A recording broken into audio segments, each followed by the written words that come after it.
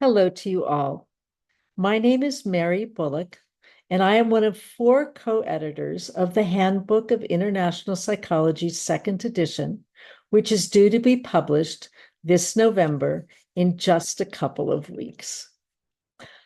This book is a compendium of chapters describing a collective overview of psychology in 103 countries and territories around the world.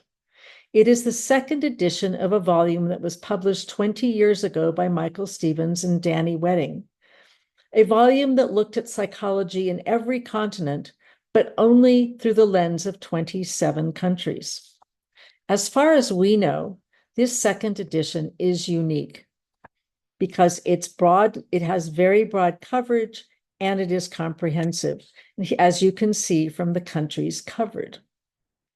Along with the other co-editors, we invited our colleagues from around the world to tell us about psychology in their country.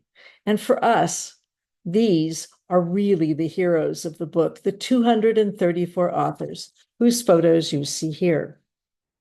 The goals of this book were to gather a global view of psychology through the lens of authors who lived and worked in the countries they wrote about. That is, to learn from local voices.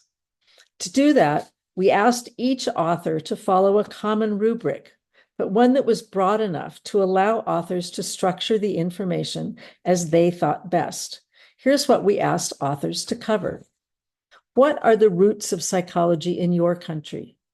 When did organized psychology begin? In departments or schools of psychology or in organizations of psychology? What kind of education or training does it take to become a psychologist, and are there different levels?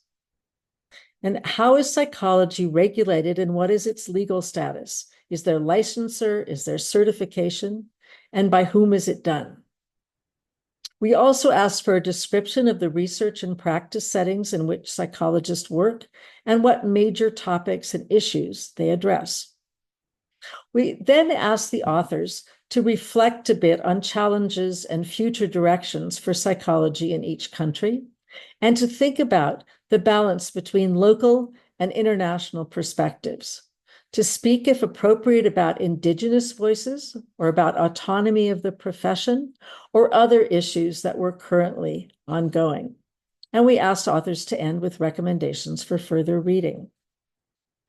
The result of this is a really amazing overview of our profession, and I think an invaluable resource for understanding the similarities and the differences in the work that we do around the world.